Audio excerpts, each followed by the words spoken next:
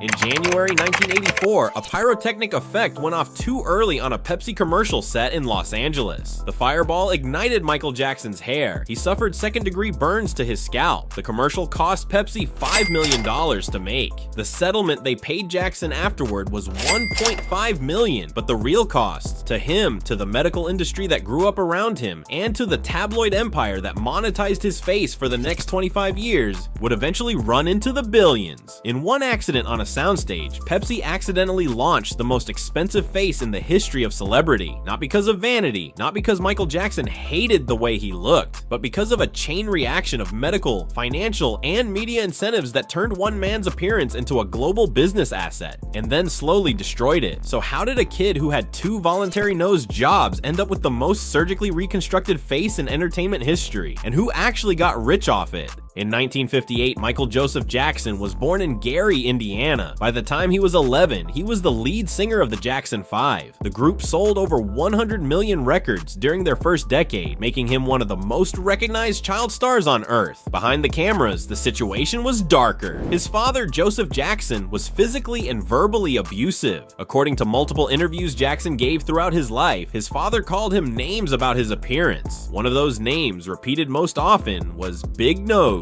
The word stayed with him into adulthood. In 1979, at age 21, Michael Jackson broke his nose during a dance rehearsal. He went to a Beverly Hills plastic surgeon named Stephen Hoeflin, the same surgeon used by Elizabeth Taylor and Joan Rivers, and had his first rhinoplasty. Officially, it was a medical fix. In reality, his team also requested cosmetic refinement. The result was a slimmer, more defined nose. He complained afterward that it caused breathing problems, but the cosmetic change was real. 2 years later, in 1981, between the Off the Wall and Thriller albums, Jackson went back for a second rhinoplasty. The result made his nose narrower and the tip less bulbous. That was supposed to be the end of it. 2 voluntary procedures, standard celebrity-grade work. Jackson said as much in his 1988 autobiography Moonwalk. He claimed he had only ever had 2 nose jobs. If the story had stopped there, Michael Jackson would have ended his life with a face that looked entirely normal. But the story didn't stop there, because in 1983, 2 events happened that would change the entire trajectory of his appearance. The first was the release of Thriller. The album sold over 70 million copies worldwide and became the best-selling album in history. Jackson was suddenly the biggest pop star on earth. His face was on every magazine cover. The second event was an autoimmune diagnosis his dermatologist made privately, but didn't publicly disclose for another decade. In 1983, Dr. Arnold Klein diagnosed Jackson with discoid lupus erythematosus. By 1986, Klein had also diagnosed him with vitiligo, 2 autoimmune diseases that attack skin tissue. I want to slow down here, because this is the medical fact most coverage of Michael Jackson's surgeries gets wrong. Lupus destroys skin tissue and prevents normal healing. Vitiligo destroys pigmentation in patches. Together, they mean every cosmetic procedure he had from 1983 onward would not heal the way it would on a normal patient. That's not speculation. That's the reason, confirmed in his autopsy and corroborated by his dermatologist's testimony, why the rest of his surgical history played out the way it did.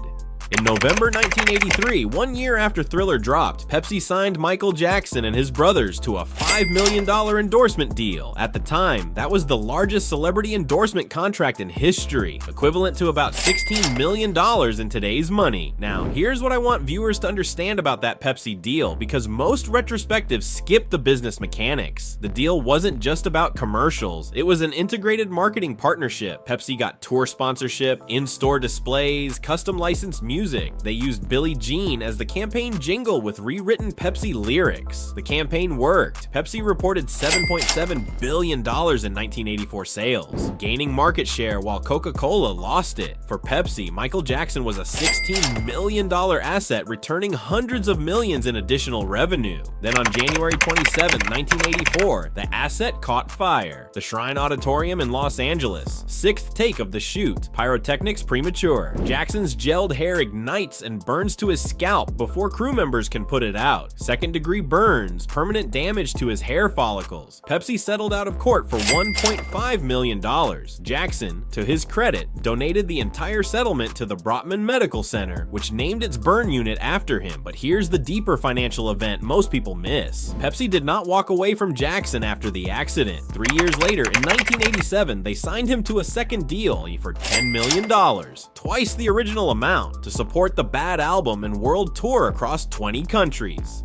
Think about that for a moment. The brand whose pyrotechnics had set Jackson's hair on fire paid him more than 3 years later than the deal he had at the time of the accident. Because by 1987, Jackson's face was an even bigger commercial asset than it had been in 1983. That second Pepsi deal is where the story really shifts. Because the painkillers Jackson had been prescribed after the burn surgeries, a drug called pethidine had become a daily problem. According to court records, his dermatologist Dr. Arnold Klein supplied him with over 200 shots of pethidine over the following years. Klein was a dermatologist, not a pain management doctor. He should not have been the primary supplier of opioids to a chronic pain patient. But he was Jackson's most consistent medical contact, and the relationship became financial as much as clinical. The same year as the second Pepsi deal, Jackson had his fourth rhinoplasty. The result was a more pinched appearance, not a more attractive one. The nose was visibly thinner, and the structure was beginning to fail. In 1986, he added a chin implant. His autopsy report later confirmed 2 surgical incision marks on his chin. Here's the pattern that emerges if you look at the timeline. Every time Jackson had a major commercial event, a tour, an album release, a Pepsi campaign, he had another procedure shortly before or after. The procedures weren't random, they were synchronized to commercial cycles, and the medical professionals around him were all earning fees that depended on him continuing to need them. By 1990, Jackson was no longer just a pop star with cosmetic work. He was a recurring revenue stream for an entire ecosystem of doctors. Klein alone billed Jackson an estimated $50,000 to $100,000 a month at peak, according to court testimony. Across his career, Jackson is believed to have spent tens of millions of dollars on medical services, most of it dermatology, pain management, and reconstructive surgery on damage from earlier procedures and lupus complications. This is where I think most documentaries on Michael Jackson miss the actual business story. The popular narrative is that he was vain, mentally ill, body dysmorphic. Maybe some of that is true, but the harder truth is that Michael Jackson was caught inside 3 financial systems that all profited from his appearance changing constantly. The first system was the medical one. As his lupus damaged his nose tissue, each surgical attempt to repair the damage caused more damage. By the late 1990s, his original cartilage had completely collapsed. Klein later said he had to rebuild Jackson's nose from scratch using fillers. Each procedure generated a bill. Each bill kept the system running. The second system was the tabloid one. From 1986 onward, Jackson's face was the single most profitable image in supermarket checkout magazines. Every wave of plastic surgery rumors generated millions of dollars in newsstand sales. The Wacko Jacko branding wasn't just an insult, it was an industry. Tabloid publishers, paparazzi photographers, gossip columnists, and TV entertainment shows all built cash flows that depended on Jackson's face continuing to be a story. The third system was the corporate endorsement one. Despite,